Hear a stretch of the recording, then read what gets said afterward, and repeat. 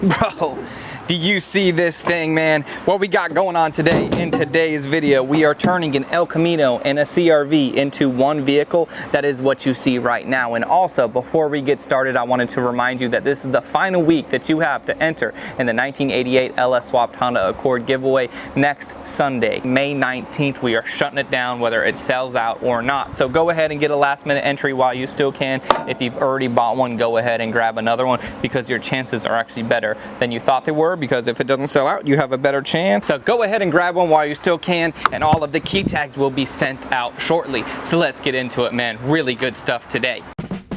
And now, you're watching the My Tummy Hurts is about to be over as soon as summertime begins channel of YouTube. Welcome to BodeVision.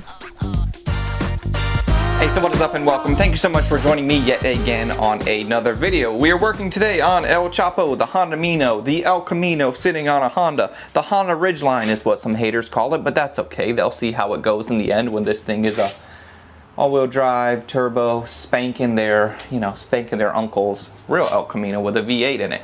Anyways, what I got going on right now is, as you saw in the last video, we need to get this to come lower. So I think I'm going to just cut out, who the hell? So as you saw in the last video, if you've been keeping up with the series, the next thing that's in our way is the dash. So I think I'm going to cut out part of the dash. I need to pull the gauge cluster. I just want to make sure I retain everything to still have AC in here, because that's one of the perks of using a modern chassis is you can utilize AC, power steering, all of that stuff. Some people suggested, why don't you just put a B series in an El Camino? And it's not that simple. I have a whole bunch of systems that I am utilizing to make this a better vehicle all the way around. So I think I'm going to just find a clean line, cut along it. You know what? Scratch that. I'm going to cut out this hump, because the less I cut out, the less I'm going to have to rework. If I have to do a custom dash in the end, so be it. What I need to focus on right now is just getting everything out of the way to get this body to sit where it needs to sit. So let's start cutting.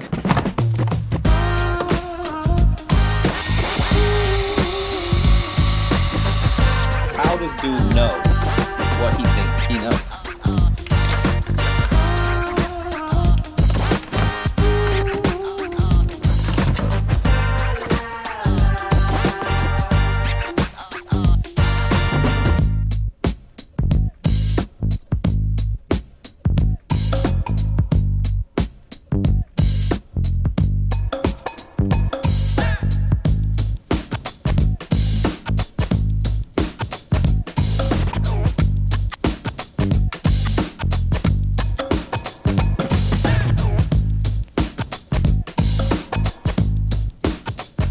So I made my cut on the dash. I was hoping that I wouldn't have to pull the body off, but I do have some other stuff that's in the way, like the OEM or original fuel filler neck for the CRV. That's not allowing the back to be centered exactly where it needs to be. It's kind of pulling it towards the driver's side.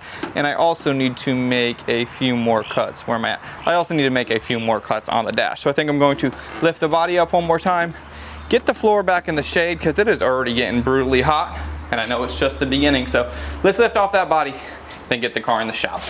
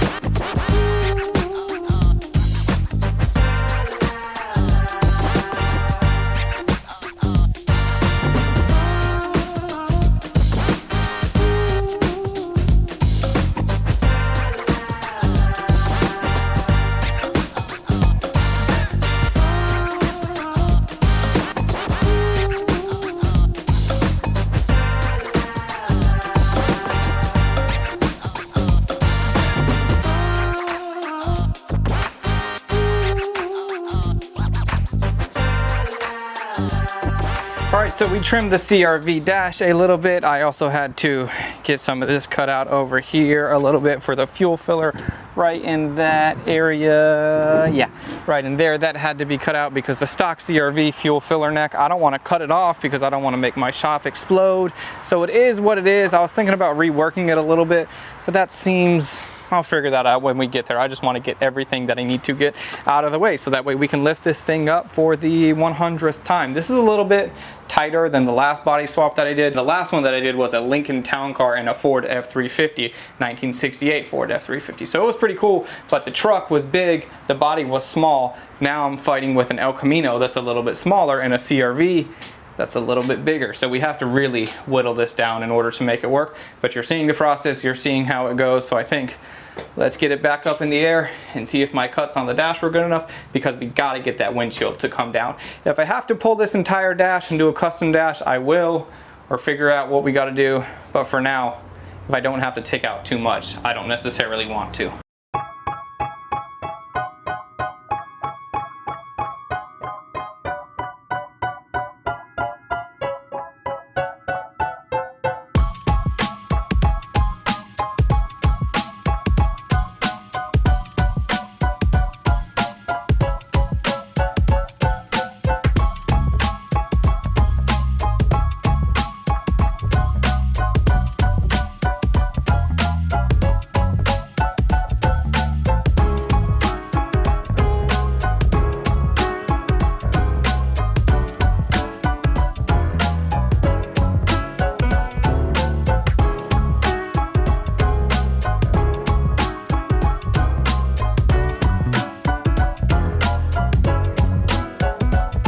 So we have went up and down a few different times now, even more than I've actually filmed, because put it down, cut out whatever's in the way, you think you're good, you put it down, it gets a little bit lower, then you see what else is in the way, and I think we are at the point that we are looking pretty good. So throughout all of the rocker panels, all of this is meeting up perfectly. So I need to go ahead and prep all that metal so I can weld it out. Now the El Camino in the CRV is going to meet up perfectly here, but that kind of leads to a problem that there is exposed metal and whatnot in there. So what I'm going to do for that is come in with a cavity wax after the fact. I just have this product right here, 3M cavity wax. This stuff is expensive, but at what cost do you want to spend to try to do the proper thing? And before I go ahead and do that, we would treat all of this existing metal with some kind of, rust inhibitor. OSFO is what I like to use. Use whatever you want on your project. Try to do whatever you can along the way to do the proper thing. So let's go ahead and get this prepped out.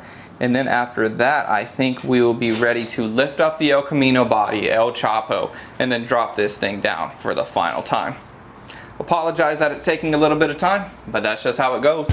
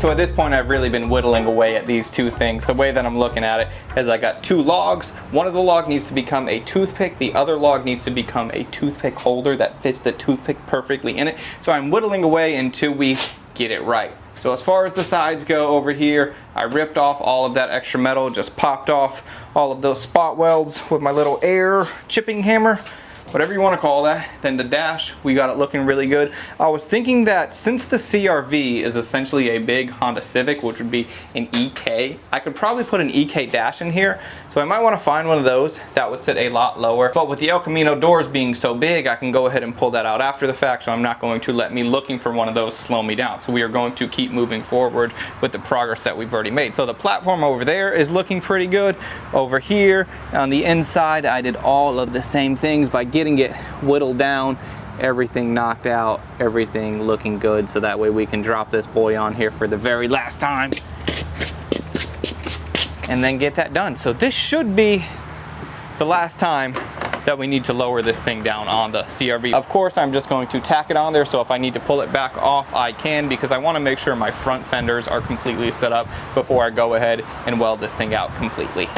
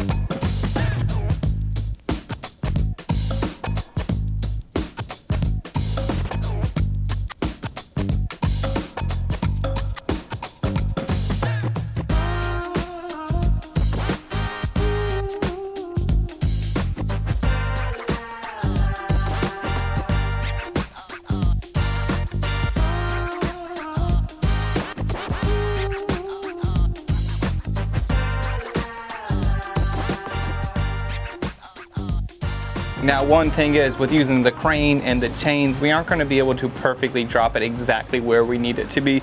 But what I can do is, if you see the front right there, that's exactly where I want it to be. So I went ahead and I drove a through bolt through that. I did that on both sides, driver's side and passenger side. Now, as we lower the crane, it should drop the back exactly where we need it to be. My goal is, in the end, I want that seam over there from the El Camino to line up with the seam right there from the CRV. So the back needs to come down just a little bit, but overall we are in really good shape. And also, I've been doing a bunch of measurements along the way. I went from the center of the wheel to the body right there on both sides, so that's exactly the same distance from the back bumper to the center of the wheel, all kinds of reference points. And if they're within a 32nd of an inch, I think you should be okay for government work. Let's keep moving.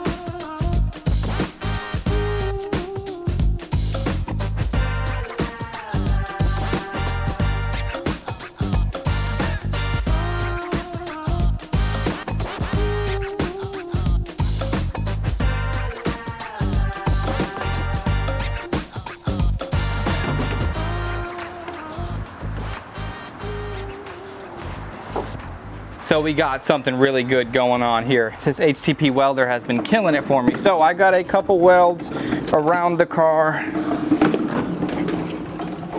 Now, I didn't want to just go crazy, number one, because it sucks working in the sun, and number two, if I need to change anything, I still can. So I have a brace back here. I'm going to have to obviously fill in metal in this back section, but I want to get it into the shop before I do any of that. I would have liked to see the body go down a little bit lower, but it made the absolute most sense to just go exactly where it is. So it is what it is. Let's release the chain. Oh yeah.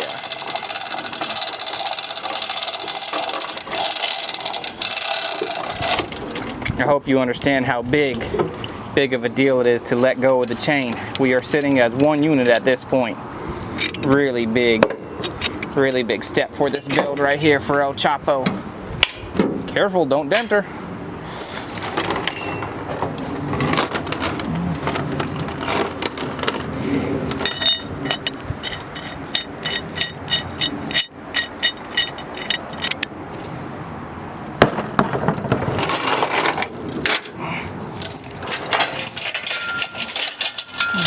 So we are 100% strap free at this point. So let's get it into the shop so I can figure out what and where and how I am going to get this body back together, put some rigidity back in this thing, because right now it is definitely a death trap and I need to make it not a death trap.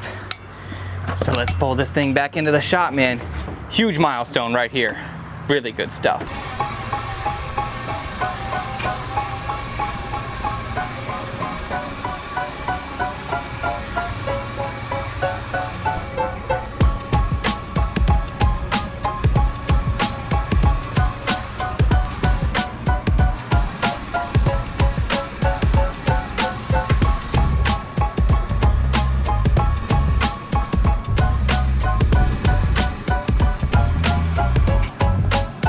Seeing this car like this just makes me so excited because I feel like we are over the hill of major challenges. I mean, we got this thing sitting as one unit and I'm really excited. So the next thing that I want to do, or that I need to do, is we have the back fitting exactly like it should. I feel like we need to make sure that the front is good. Before we figure out welding this thing, before we figure out making it safe, I want to work in that direction. So we have this little guy right here that I cut off. And now I was really hesitant to cut this off. I didn't want to because I would lose where the doors go, I would lose where the fenders go, I would lose a whole bunch of things. But now looking back, I don't see any other way that I could have got it done because we were really tight. So I need to go ahead and figure out how to get this guy back on here, figure out what all is in the way, figure out what all needs to come out. And I could pretty easily see that about everything needs to come out. And then once we get these guys lined up back together, we know that we will be relatively in the right place. Then we can hang the fender off this John. And that's what I'm trying to work towards. So let's go ahead and trim this and see if we can at least put it back somewhat where it needs to be.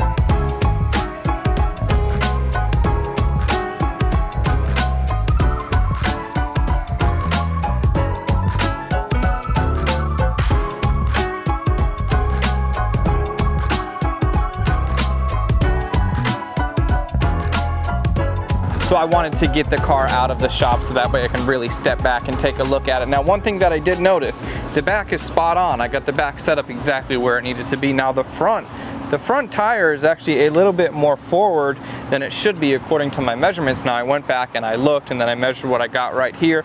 I got about 117 3/4, a little bit closer to 118.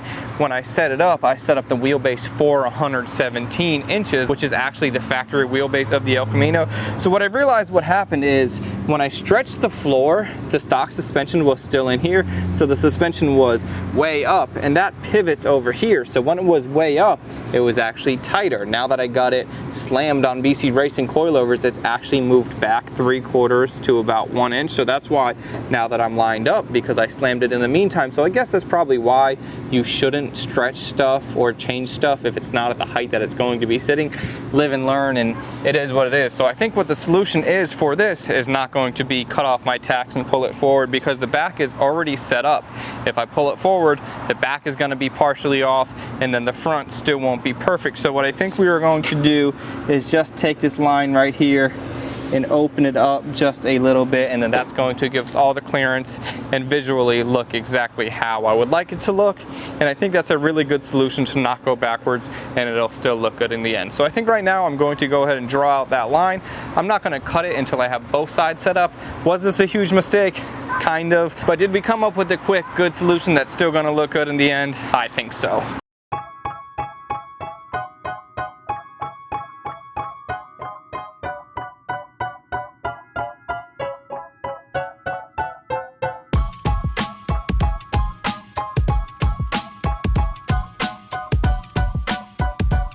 All right, man, we are definitely getting somewhere. Really happy with the way that I can foresee the front end coming together, because we are in front of the CRV. We have plenty of room. The hood is going to be higher than the CRV hood was. So I think in all of that space, I am working in an area that nothing should be in the way. The biggest hurdle seemed like it was getting the windshield down, because the windshield literally had to be lower than the dash was in the CRV just to get it down for the rockers to be lined up. Now, do I wish it was slammed on the ground? Of course I do. I think all vehicles look really cool slammed on the ground. Would this have been easier if I would have used a Civic or just another car for that matter? Yes, it would have been, but the whole point was I wanted all-wheel drive Honda B-Series turbo. And the only thing that I'm missing at this point is a turbo. All-wheel drive Honda, it is going to be a beast, and that's the whole point of doing this swap, is because it is going to be something that a lot of people are gonna love, a lot of people are gonna question, and a lot of people are going to be surprised how fast it is in the end. All-wheel drive Honda stuff, man, if you're not familiar with what that does or what that looks like, go ahead and look that up, because that is exactly what this car is going to be, and I'm really excited to see how the rest of this thing shakes out. Do I wish I would have made the wheelbase a little bit shorter now that I see that I kind of made a mistake? The front would have fit in a little bit better, but it is what it is. We can't get lucky every single time. It's all about figuring out what we got to do, addressing it, and then moving forward. So in the next video, we got to get this front end put together. I want to get the whole front end on. I want to get the hood on. I want to get the doors on. I want the outside of this car to look like it never had anything to do with the Honda. So that'll be coming really soon. So really quickly, I wanted to remind you that this is the last week to enter in the 1988 LS Swapped Honda Accord giveaway. Next weekend, we are calling it. That is it. You have a better chance than you thought because it did not sell out. So go ahead, man. One last push, and I will see you on that next one. Thanks so much for watching. Like this video, comment, subscribe, do all this stuff. You know what it is, YouTube. I'm out.